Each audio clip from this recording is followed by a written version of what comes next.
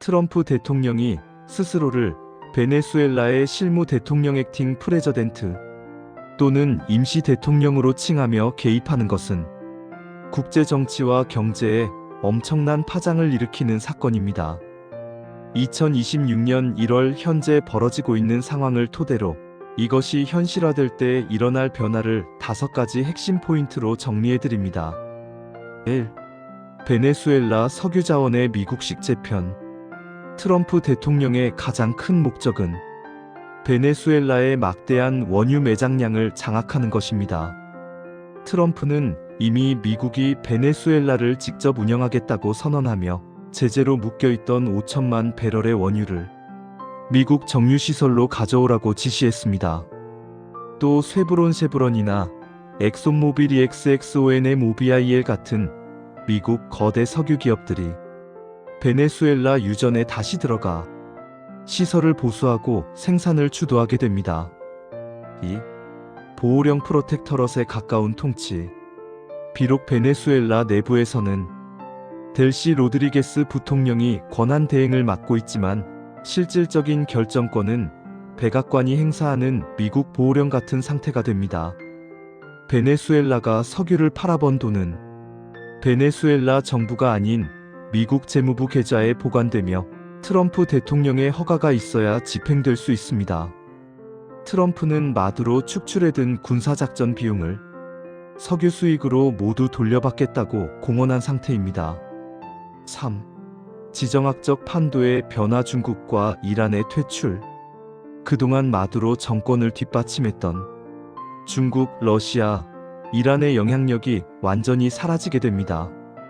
중국은 그동안 베네수엘라에 막대한 돈을 빌려주고 싼 값에 기름을 가져갔으나 트럼프는 이를 인정하지 않고 중국으로 가는 기름길을 차단해상 봉쇄등할 가능성이 큽니다. 난민의 반미 선봉장이었던 베네수엘라가 미국 영향권으로 들어오면서 쿠바나 니카라과 같은 주변 국가들도 강력한 압박을 받게 됩니다. 4. 불법 이민 및 마약 문제의 강제 해결. 트럼프는 베네수엘라를 직접 통제함으로써 미국 내 골칫거리인 국경 문제를 해결하려 합니다. 미국 내 베네수엘라 출신 불법 이민자들을 안전해진 본국으로 대거 추방할 수 있는 명분을 얻게 됩니다. 또 미군이 베네수엘라 내부에 상주하며 마약 유통 경로를 직접 타격하고 관리하게 됩니다. 5. 국제법적 논란과 내부 저항. 한 나라의 대통령이 다른 나라를 운영론하겠다고 하는 것은 현대 국제사회에서 유례가 없는 일이라 유엔 등 국제기구와 민주당의 거센 비판을 받고 있습니다. 전문가들은 베네수엘라의 무너진 석유 인프라를 복구하는 데만 1,800억 달러 이상이 들 것으로 보고 있어 자칫하면 미국이 돈 버는 전쟁이 아니라 밑 빠진 독에 물 붓기 식의 제2의 이라크 전쟁에 휘말릴 수 있다는 우려도 나옵니다.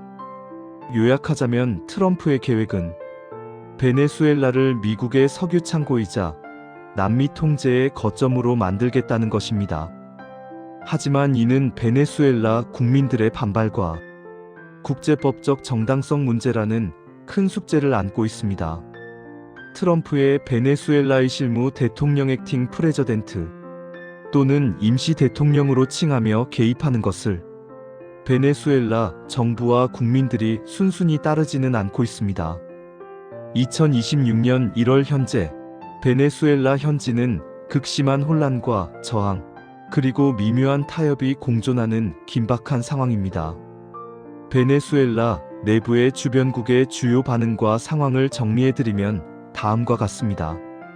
1. 베네수엘라 정부. 이것은 납치이자 주권 침해. 니콜라스 마두로 대통령이 미군 특수부대에 의해 뉴욕으로 압송된 직후 델시 로드리게스 부통령은 베네수엘라의 유일한 대통령은 마두로뿐이라며 미국의 행동을 군사적 침략과 납치로 규정했습니다. 이것이 현재 베네수엘라 정부의 공식 입장입니다. 또한 마두로 정권의 핵심 지지 기반이었던 군부는 일단 표면적으로는 마두로의 석방을 요구하며 반발하고 있지만 미국의 압도적인 화력 앞에 전면전보다는 관망세를 유지하는 모습도 보입니다. 힘이 없으니 방법이 없는 거죠. 우선 나부터 살아야겠다는 전형적인 모습입니다. 이 국민 여론 해방인가 침략인가? 베네수엘라 국민들의 반응은 극명하게 갈리고 있습니다. 수년간 극심한 인플레이션과 독재에 시달려온 일부 시민들은 마침내 암흑이 끝났다 며 카라카스 거리에서 환호하기도 했습니다.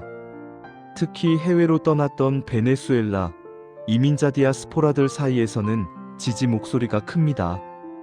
찬성하는 일부 시민들을 제외한 대부분의 시민들은 독재자는 싫지만 미국의 지배는 더 싫다는 반해세 감정이 폭발하며 반미 시위가 격렬하게 일어나고 있습니다.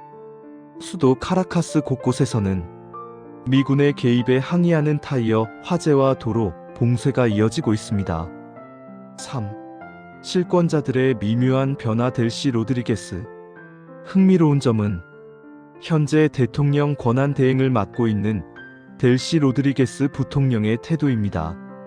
처음에는 강력히 반발했지만 트럼프 대통령이 나와 협조하지 않으면 마두로보다 더 큰 대가를 치를 것이라고 위협하자 최근에는 미국과 외교관계 복원을 논의하고 석유 생산 정상화에 협력하겠다는 쪽으로 톤을 낮추고 있습니다. 4. 국제적 반발과 먼로주의의 부활. 브라질의 룰라 대통령 등 남미 국가들은 주권 국가에 대한 용납할 수 없는 개입이라며 강력히 비판하고 있습니다. 유엔과 국제법 전문가들은 전쟁 선포나 안보리 결의 없이 타국의 정상을 체포해 간 것은 국제법 위반이라는 견해를 내놓고 있어 법적 공방이 예상됩니다. 결론적으로 베네수엘라는 지금 미국이 주도하는 정권 교체와 내부적인 주권 수호 의지가 강하게 충돌하고 있는 화약고와 같습니다. 트럼프 대통령이 정말로 베네수엘라를 안정적으로 운영할 수 있을지는 현지 군부의 태도와 민심의 향방에 달려 있습니다.